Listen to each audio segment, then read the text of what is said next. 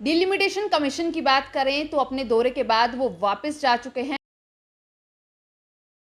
परंतु अब कई सवाल खड़े हो रहे हैं कि क्या डिलिमिटेशन जो है कमीशन जो पहुंचा उसने जम्मू के लोगों की जो एस्पिरेशंस थी उस पर बातचीत की या नहीं की, क्योंकि लगातार जो है 24 तारीख के बाद से ही जम्मू के लोगों के अंदर जो है कई ऐसे सवाल थे जिस पर वो चाहते थे कि उन्हें भी जवाब दिया जाए। और आज जब सुबह प्रेस वार्ता हुई तो उसके बाद उन्होंने कहा कि जो भी ड्राफ्ट पॉलिसी तैयार की जाएगी उसे जो है पब्लिक में ज़रूर लाया जाएगा, यानी कि पब्लिक डोमेन में लाया जाएगा। भाई ये तो साफ हो चुका है कि डिलिमिटेशन जो कमीशन यहाँ पर पहुंचा उसके बाद कई संगठन उनसे मिले, कई सोशल ऑर्गेनाइजेशन मिली, पॉलिटिकल लोग मिले, परंतु उसके बाद भी कई सवाल अभी भी खड़े हैं। और अब हमारे साथ बातचीत में जुड़ चुके हैं बलवंत सिंह मनकोटिया जी हैं। इनसे जानेंगे सर, मेरा सवाल पहला यही है कि जिस तरीके से कल सभी ने अपनी बातचीत रखी, वहां पर बातें रखने के ही लिए दिया गया था वक्त, क्योंकि 24 तारीख के बाद कहीं ना कहीं सब में गुस्सा था, रोष था कि भाई जम्मू के लोगों को तो मौका ही नहीं दिया बातचीत करने का, उन्हें तो यहाँ पर बुलाया ही नहीं गया। तो क्या लगता है कि अब वो सारा जो मनमुटाव था वो खत्म हुआ?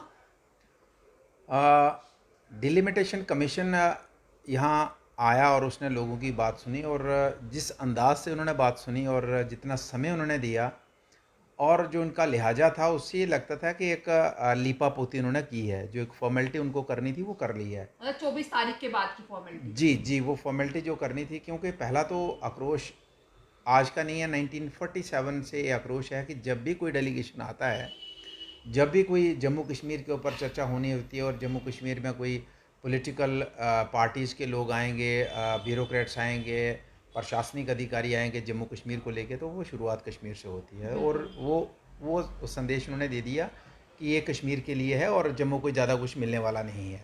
दूसरा, जम्मू मतलब आप अंदाज़ा लगाओ कि 3 बजे का लगभग मुझे लगता है मिलने का समय शुरू किया था कल शाम को। हालांकि जब उन्होंने जो उनका प्रेस नोट निकला तो उन्होंने 9 तारीख का डेट दिया था कि आज का डेट दिया था कि आज जम्मू में मिलेंगे, लेकिन बीच में हो गया कि उसी दिन किश्तवाड़ में मिलेंगे और शाम को जम्मू में मिलेंगे 3 बजे। और लगभग मुझे मेरी इन्फॉर्मेशन के मुताबिक 150 के करीब डेलीगेशन था जो उनको 3 घंटे में उनको फार करना था। तो आप अंदाज़ा लगा सकते हैं। और उससे बड़ी बात ये है कि जब हमने उनसे बात करी और हमने उनसे कहा कि ये एसी रूम में बैठ के, 5 स्टार होटल में बैठ के आप डूडू बसंतगढ़ का, आप पुंछ के किसी दूर दराज इलाके का, आप डोडा भद्रवाह किश्तवाड़ के किसी इलाके का फ़ैसला कैसे कर सकते हैं? उनके बच्चों के भविष्य का फ़ैसला होगा, उनके आने वाली जनरेशन्स का फ़ैसला होगा कि कौन सी पंचायत को कौन सा एरिया सूट करता है। तो आप मेरे जैसे पॉलिटिकल आदमी को बुलाएंगे, वो तो वही कहेगा जिसको जो उसको सूट करता है। उसको कौन सी पंचायत से अच्छा अच्छा वोट मिलता है गांव से, तो वो कहेगा इसको इसके साथ जुड़े। तो भाई आप ग्राउंड, मैंने उनको कहा कि ठीक है, आप सभी आपके बस का नहीं है कि आप हर गांव में जाएंगे, लेकिन एक कम से कम सब कमेटी आप बनाइए और वो एटलीस्ट ब्लॉक लेवल पे जाए और लोगों से मिले और लोगों की सुने और उसके बाद अपनी खुद जाके देखे और फिर फैसला दे, अपनी रिकमेंडेशन दे के वाकई कौन से एरिया को किस एरिया के साथ जोड़ने की ज़रूरत है, कौन से एरिया में अलग विधानसभा क्षेत्र बनाने की ज़रूरत है, उसकी टोपोग्राफी, उसका जोग्राफिकल एरिया, उसका इकोनॉमिकल कंडीशन, उसकी रोड कनेक्टिविटी। जब तक आप अपनी आंखों से नहीं देखेंगे, आप यहाँ होटल में 5 स्टार होटल में बैठ के फैसला कैसे कर सकते हैं? ये बातें उनके नोटिस में लाई। तो कहने का मतलब ये है कि ओवरऑल अगर हम इस पर चर्चा करें कि जो डेलीगेशन आया, ये डेलीगेशन मुझे नहीं लगता है कि ये डेलीगेशन जिस लिहाजे में हम मिले उनको और जिस लिहाजे में उनका जो रिस्पांस पब्लिक को था, तो मुझे नहीं लगता है कि ये डेलीगेशन ज़्यादा कुछ हमारी एक्सपेक्टेशन के ऊपर खरा उतरेगा। ये जैसे आपने बीच में एक बात कही, मुझे ये जानना है कि जिस तरीके से आपने कहा कि ये एक शुरुआत ही रही है कि पहले श्रीनगर से शुरुआत होगी फिर जम्मू को मिलेगा, तो मतलब कि कहीं ना कहीं इसमें भी हम देख के चलें कि भेदभाव जो बातें होती थी कि भेदभाव खत्म हो जाएगा, यूटी बनने के बाद वो नहीं खत्म हुआ है। देखिए, साफ साफ दर्शाता है कि आप डेलीगेशन आया तो कश्मीर में गया, कश्मीर में उन्होंने बात करी और कश्मीर के बाद जम्मू में आता है। तो इससे तो लोगों को खुद अंदाज़ा लग गया कि उनकी मंशा क्या है। तो सिग्नल तो दे दिया ना।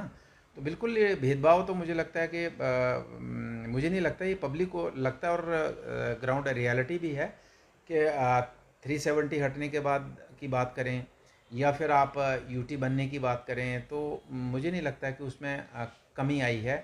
उसमें बढ़ोतरी हुई है, भेदभाव में कमी नहीं आई है। बराबर जी। होने की दूर की बात है, उसमें बढ़ोतरी हुई है।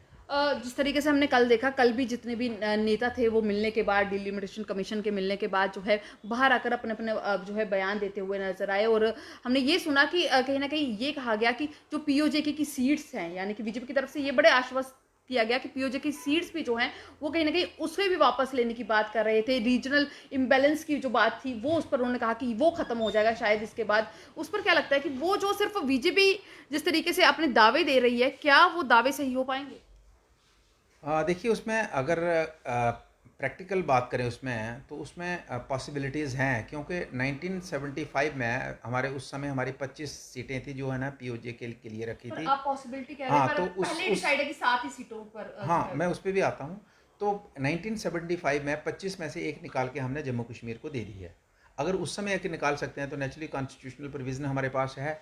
तो इसलिए इसके लिए हमने भी एज ए एमएलए हमने असेंबली के अंदर बहुत बार बिल इंट्रोड्यूस किए हैं असेंबली के अंदर कि जो पीओके के जो माइग्रेंट्स हैं, जो रिफ्यूजीज़ हैं, 47 में वो लोग यहाँ पे आ गए और उनके लिए हमने सीटें आज भी रिजर्व रखी है। तो हमने बड़ी बार बिल असेंबली के अंदर दिए हैं कि कम से कम 8 सीटें, 8 सीट्स जो हैं आउट ऑफ 24, जो लोग यहाँ पे अभी रह रहे हैं, तो कम से कम उनको अपना प्रतिनिधि चुनने के लिए चुनने का मौका मिलना चाहिए और 8 सीट यहाँ के लिए रिजर्व उन लोगों के लिए रखनी चाहिए। तो ये हम भी इसके पक्ष में हैं और हमने कई बार असेंबली के अंदर इस बात को उठाया है। अब लीगली कितना पॉसिबल हो सकता है, या फिर बीजेपी की जो सरकार है या लीडरशिप है कितना इसमें अपना विल दिखा सकती है, तो वो खुद ही जाने। लेकिन मुझे लगता है अगर 75 में अगर एक सीट निकाली जा सकती है तो 8 सीटें इस समय भी निकाली जा सकती हैं, और तभी आप इम्बैलेंस जो है, रीजनल इम्बैलेंस है, तभी आप दूर कर सकते हैं। क्योंकि 7 सीटें जो हैं अभी, जो आज जो रीऑर्गेनाइजेशन एक्ट जो है 5 अगस्त 2019 को जो पार्लियामेंट में पास हुआ, उसके मुताबिक तो सिर्फ 7 ही सीटें बढ़नी हैं। अगर आप 7 सीटें बढ़ाते हो तो कोई गुंजाइश नहीं है कि आप रीजनल इम्बैलेंस दूर कर सकते हो, क्योंकि जम्मू की ऑलरेडी 37 है, कश्मीर की 46 हैं, 9 सीटें हमसे ज़्यादा। अगर 7 की 7 हमें पूरी दी जाए तभी हम बराबर नहीं हो सकते हैं। तो सवाल ही नहीं बनता, आपका चीफ मिनिस्टर को भी बन पाएगा, तो रीजनल इम्बैलेंस दूर होना तो पॉसिबल ही नहीं है। तो इसमें पॉसिबिलिटी यही है कि अगर आप पीओ के से जो वेकेंट सीट हैं उनको एडजस्ट करेंगे यहाँ, और उस फिर पॉसिबिलिटी हो सकती है कि जम्मू को बराबर सीटें दे सकते हैं, और आने वाले समय में जम्मू के लोग भी सोच सकते हैं कि हमारे में से कोई मुख्यमंत्री जम्मू का बन सकता है। ये जो आपने कहा कि सोच ही नहीं सकते कि सीएम जो है जम्मू का बनेगा, पर ये तो कहीं ना कहीं ताल ठोक कर जो है कहा जाता है कि भाई जम्मू का सीएम बनाना तो चिंता नहीं करनी। हाँ, देखिए पॉलिटिकल, देखिए एक देश में ज़्यादा लोग आज की डेट में पॉलिटिक्स में क्यों आते हैं, ब्यूरोक्रेसी में या गवर्नमेंट जॉब्स में कम जाते हैं, क्योंकि पॉलिटिक्स ही ऐसा प्लेटफॉर्म है उसमें जो आप कहना चाहते हो कहना चाहो तो कह सकते हो, उसमें कोई अकाउंटेबिलिटी नहीं है। आप जो आपके दिल में आए आप बोल दो। मतलब कि दिल की बात जो बस है वो आप खुल बस के कह सकते हो। राजनीति च मौजां ही मौजां जो तुस आखना चाहो तो बोली सकदे हो। आखी सकदे तुस हो, एज ए तुस ब्यूरोक्रेट आगे हो, एज ए तुस कामन आदमी आगे तो थोड़ा पर पर्चा लगना, तुसें अंदर ठोकी देना। एज ए ब्यूरोक्रेट करके तो थोड़े को लीगल एक्शन होना, ते लीडर तुस चिट्टा तंब कुर्ता पाई लाओ तो जो मर्जी खिलाओ, जो तुसें कौन मर्जी पुछने आख वाला लो, है? अपने दिल कोई की तसल्ली दे लो। तसल्ली तो कोई पुछने वाला नहीं है तुसें। कोई पूछने वाला नहीं, ये चंगा है। सर, इसके साथ साथ जिस तरीके से हमने कल देखा कि कहीं ना कहीं और ये साफ हो चुका है कि जो 2013 का सेंसेक्स है उसी के ऊपर जो है ये डिलिमिटेशन होगी। क्या लगता है कि वो सही है? नहीं मानकर चल रहे हैं कि ये एक धोखा ही है डिलिमिटेशन? सॉरी, आपसे भी 13 निकल गया, 2011 का 11। सेंसिस है। देखिए इसमें ये है कि असेंबली के अंदर उस समय 2011 की, अगर उन दिनों की बात करें, 2014 से पहले की बात करें, तो बीजेपी के एमएलएज जो हैं ये भी हमारे साथ अपोजिशन में थे, अपोजिशन की भूमिका में थे, और इनकी तरफ से भी उसी तरीके से इस मुद्दे को जोर शोर से उठाया जाता था कि ये 2011 का सेंसस जो है ये बिल्कुल फजिंग हुई है, इसमें बिल्कुल गलत तरीके से इसको मैनिपुलेट किया गया है, और इसमें जो रियलिटी है कि पॉपुलेशन जितनी दिखाई गई है वो वाकई है पर नहीं। आज उसी पे तैयार है। और आज उनकी सरकार है, तो आज उनको हम ये कहना चाहते हैं कि आपकी सरकार है तो आप तो उन बातों जो आपने असेंबली के उन दिनों असेंबली में आपने जो इश्यूज़ उठाए, आपने ये बातें उठाई, आप बड़े जोर शोर से उठाते थे, तो आज आपकी ज़िम्मेदारी बनती है कि आप एटलीस्ट, और या तो फिर हमें इंतज़ार, अगर 2011 का सेंसिस के बाद अगर हमें डिलिमिटेशन 2012 या 13 या 14 में करनी होती तो डेफिनेटली हम 2010 साल इंतज़ार नहीं कर सकते थे। हम कह सकते थे कि अब 2011 के सेंसिस पे कर लो, क्योंकि हमें 10 साल इंतज़ार नहीं करना है। लेकिन 2021 आ गया है जो सेंसिस, हालांकि इसमें कोई अभी तक कार्रवाई नहीं हुई है कोरोना का बहाना लेके, लेकिन 2021 का सेंसिस तो 1 जनवरी 2021 को पब्लिश होना चाहिए था। जो कानून के जो हमारा सिस्टम के मुताबिक, कानून के मुताबिक 1 जनवरी 2011 को पब्लिश होना चाहिए था। चलो कोरोना का बहाना है, नहीं हो सकता, तो और 2-4 महीने इंतज़ार कर सकते हैं हम, और 8 महीने इंतज़ार कर सकते हैं। अभी हमें इतनी जल्दी भी नहीं है, क्योंकि इलेक्शन तो कल करवाने वाले हैं नहीं कि कल ही इलेक्शन करवाने वाले हैं। अगर आपके मन में है कि अक्टूबर में करवाना है तो आप मार्च में करवाएं, अगर आपके मन में मार्च में है तो अक्टूबर में कराएं अगले साल। लेकिन कम से कम अगर आप वाकई जम्मू के लोगों को इंसाफ दिलाना चाहते हैं तो आप जब तक 2021 का जो सेंसस है उसकी रिपोर्ट नहीं आती, सेंसस नहीं होता और एक्यूरेट पॉपुलेशन जो है, ग्राउंड पे जो पॉपुलेशन है वो उस सेंसस में नहीं दिखाई जाती, तब तक जम्मू के लोगों को इंसाफ नहीं मिल सकता। क्योंकि 2002 का आपकी जो प्रमोद जैन जी की जो बुक है जिसमें उन्होंने वोटर्स की तादाद बताई 2002 की इलेक्शन में, तो उसमें आप 2.5 लाख के करीब जो वोटर है वो जम्मू का ज़्यादा दिखाते हो, 28 लाख समथिंग आप कश्मीर का दिखाते हो और 31 लाख समथिंग आप जम्मू का दिखाते हो। 2.5 लाख का फ़र्क है। अगर वोटर 2002 में जम्मू का वोटर कश्मीर से 2.5 लाख वोटर ज़्यादा है तो फिर 2011 के सेंसस में 15 लाख पॉपुलेशन कैसे ज़्यादा हो गई? जबकि माइग्रेशन आप देखें कश्मीरी पंडितों की, सिखों की, इवन मुस्लिम की कितनी माइग्रेशन है, जो कश्मीर से लोग माइग्रेट हो गए। ऐसा सिंगल भी फैमिली नहीं है कि जो जम्मू से माइग्रेट होकर कश्मीर में सेटल हुआ पिछले 30 वर्षों में, और सारे लोग वहाँ से माइग्रेट होकर यहाँ पे आते हैं। तो फिर पॉपुलेशन वहाँ की कैसे बढ़ जाती है, और पॉपुलेशन भी एकदम इतनी ज़्यादा बढ़ जाती है। तो इसलिए वो डेफिनेटली 2011 का जो सेंसस है और जो ग्राउंड रियलिटी से वो मेल नहीं खाता है। तो इसलिए अगर उसके आधार पे करेंगे तो फिर जम्मू को दीवार होगा, उसको उसका जो अधिकार है, उसका जो राइट बनता है जम्मू के लोगों का, तो वो उनको मिलेगा नहीं। तो इसलिए हमने कल जो उनसे मुलाकात की तो हमने उन पूरा जोर दिया है कि इस सेंसस के मुताबिक डिलिमिटेशन नहीं होना चाहिए, लेटेस्ट सेंसस के मुताबिक डिलिमिटेशन किया जाना चाहिए। मेरा इसके साथ एक और सवाल था कि क्या ये मानकर चलते हैं कि ये जो डिलिमिटेशन कमीशन आया सिर्फ धोखा?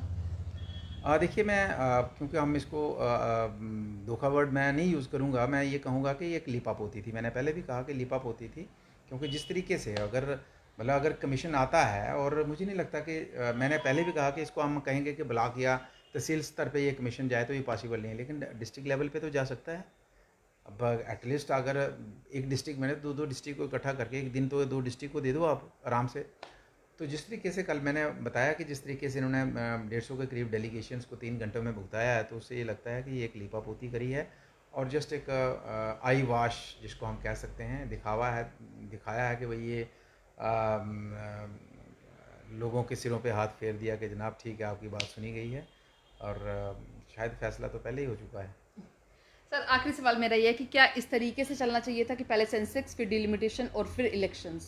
जी बिल्कुल बिल्कुल, क्योंकि मतलब अगर आप देखिए, एक तो इसमें है कि अगर आप आज का सेंसस को कंसिडर नहीं करते इस डिलिमिटेशन में, तो जो नया वोटर बना है, जो नए लोग वोटर्स बने हैं, तो मतलब वो कंसिडरेशन में नहीं आएंगे, नंबर 1। नंबर 2, जो दूर दराज के इलाके हैं, फॉर एग्जांपल आपका गुरेज विधानसभा क्षेत्र है कश्मीर के अंदर, अगर वो 14,000 वोट्स के ऊपर वो विधानसभा क्षेत्र बन सकता है, तो फिर हमारे जो दूर दराज के चाहे पुंछ का दूर दराज का इलाका है, रजौरी का है, चाहे किश्तवाड़ का है, डोडा का है, रामबन का है, उधमपुर का है, रियासी का है, कठुआ का है, दूर दराज के पहाड़ी क्षेत्र हैं, तो यहाँ आप 1.5 लाख के ऊपर अगर विधानसभा क्षेत्र बनाते हो और कश्मीर में आप 14,000 पे बनाते हो, तो ये कैसे काम चलेगा? तो इसलिए हम ये कहना चाहेंगे कि ये इसमें सबसे पहले तो आपका और वैसे भी टाइम उसका चल रहा है जो आपका सेंसस है, और उसके बाद आप डिलिमिटेशन, और उसके बाद अगर इलेक्शन हो, तो मैं ये कहना चाहूँगा कि लोग बेहतर तरीके से अपने अपने रिप्रेजेंटेटिव को चुन सकते हैं, और बेहतर रिप्रेजेंटेशन लोगों की हो सकती है, और तभी लोगों को इंसाफ मिल सकता है। और जो लोगों की पिछले 70 वर्षों से ये मांग है कि हमें इंसाफ नहीं मिला, और ख़ासकर जब भी डिलिमिटेशन हुआ है तो उसमें हमें नज़रअंदाज किया है।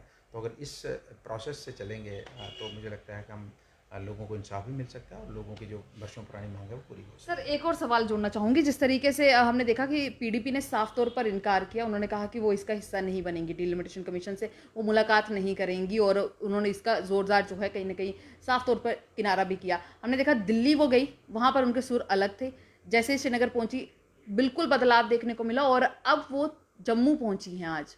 वहाँ पर क्या लगता है कि अब कुछ अलग स्टेटमेंट देकर जाएंगी, जिस तरीके से वो लगातार जो है अपनी स्टेटमेंट्स बदल रही हैं, क्या वो कहीं ना कहीं क्या मानकर चल रहे हैं कि क्या अपने आप को जो है वो अपना लोहा मनवाने की कोशिश कर रही है?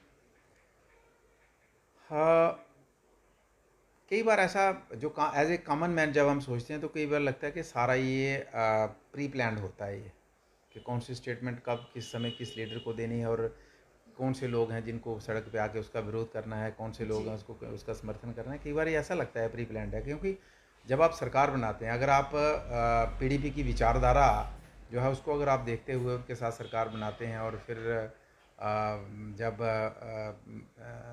आपका वोटर्स के अंदर, पब्लिक के अंदर जो है ग्राउंड जो है खिसकती नज़र आती है, तो फिर दूसरा फैसला लेते हैं, फिर उनको 1 साल के लिए अंदर करते हैं। फिर आपके जो बड़े बड़े लेवल पे जो सीक्रेट लोग हैं वो अब उनका नाम नहीं लेता, फिर उन महबूबा जी से मिलते हैं, फिर उनको रिलीज़ करते हैं, फिर वो ये स्टेटमेंट देते हैं।